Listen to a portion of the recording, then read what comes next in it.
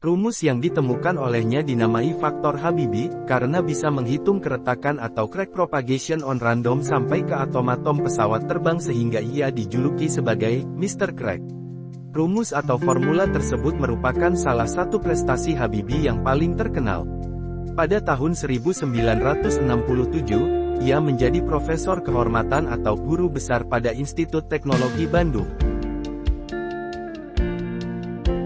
Kejeniusan dan prestasi inilah yang mengantarkannya diakui lembaga internasional. Penghargaan Habibi diantaranya adalah Gesellschaft für Luft- und Raumfahrt atau Lembaga Penerbangan dan Angkasa Luar Jerman, The Royal Aeronautical Society London Inggris, The Royal Swedish Academy of Engineering Sciences Swedia, The Académie Nationale de l'Air et de l'Espace Prancis dan The US Academy of Engineering, Amerika Serikat. Sementara itu penghargaan bergensi yang pernah diraih Habibi diantaranya, Edward Warner Award dan Award von Karman yang hampir setara dengan hadiah Nobel. Di dalam negeri, Habibi mendapat penghargaan tertinggi dari Institut Teknologi Bandung ITB, Ganesha Praja Manggala Bhakti Kencana.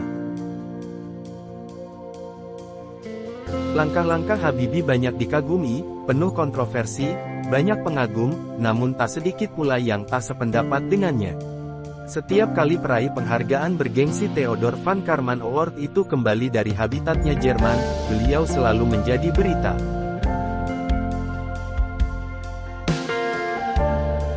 Dalam perjalanan hidupnya, Habibi diketahui hanya setahun kuliah di ITB Bandung. Ia 10 tahun kuliah, hingga meraih gelar doktor konstruksi pesawat terbang di Jerman, dengan predikat summa cum laude. Ia lalu bekerja di industri pesawat terbang terkemuka MBB Jim Jerman, sebelum memenuhi panggilan Presiden Soeharto untuk kembali ke Indonesia. Di Indonesia, Habibi menjabat selama 20 tahun sebagai Menteri Negara Ristek atau Kepala BPPT. Ia juga memimpin 10 perusahaan BUMN industri strategis. Pada tahun 1995, ia berhasil memimpin pembuatan pesawat N250 Gatot Kaca yang merupakan pesawat buatan Indonesia yang pertama. Salah satu karya Habibi yang terkenal. Pesawat N250 rancangan Habibi, kala itu bukan sebuah pesawat yang dibuat asal-asalan. Didesain sedemikian rupa olehnya, pesawat N250 ciptaannya sudah terbang tanpa mengalami Dutch roll atau istilah penerbangan untuk pesawat yang oleng berlebihan. Teknologi pesawat itu sangat canggih dan dipersiapkannya untuk 30 tahun ke depan.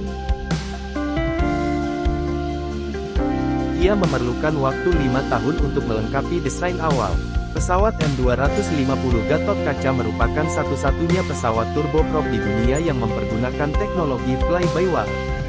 Pesawat N250 Gatot Kaca sudah terbang 900 jam. Menurutnya, selangkah lagi masuk program sertifikasi FAA atau Federal Aviation Administration.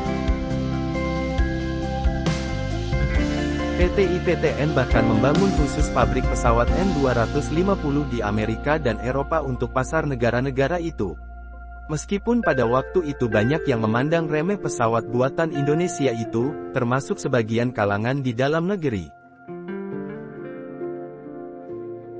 IPTN di bawah komandonya sudah mulai berjaya dan mempekerjakan 16.000 orang. Namun tiba-tiba, Presiden Soeharto memutuskan agar IPTN ditutup. Begitu pula dengan industri strategis lainnya. Hal ini dilakukan ketika badai krisis moneter melanda Indonesia antara tahun 1996 sampai tahun 1998. Penyebab lain ditutupnya IPTN ketika itu adalah Indonesia menerima bantuan keuangan dari IMF International Monetary Fund, di mana salah satu syaratnya adalah menghentikan proyek pembuatan pesawat N250.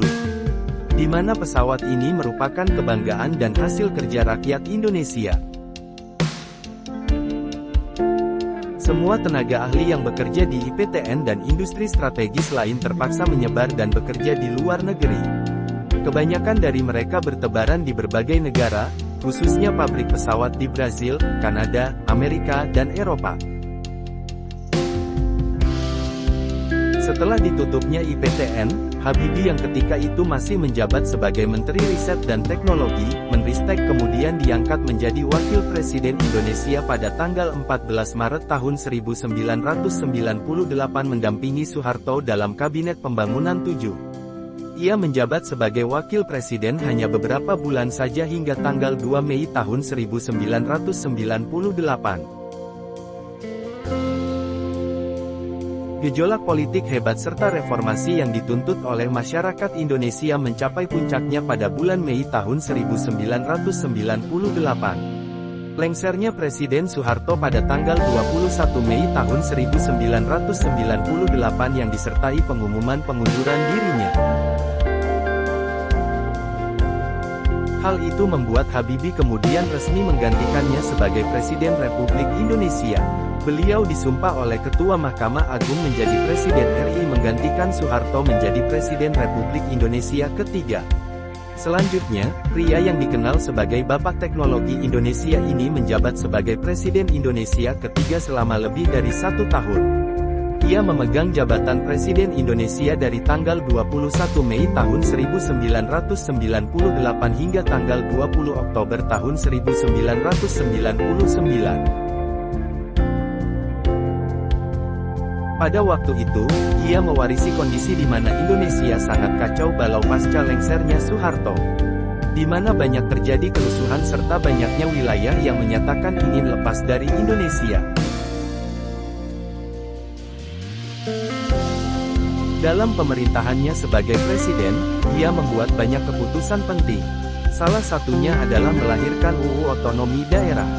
Ia juga membebaskan rakyat dalam beraspirasi sehingga membuat banyak partai politik baru bermunculan.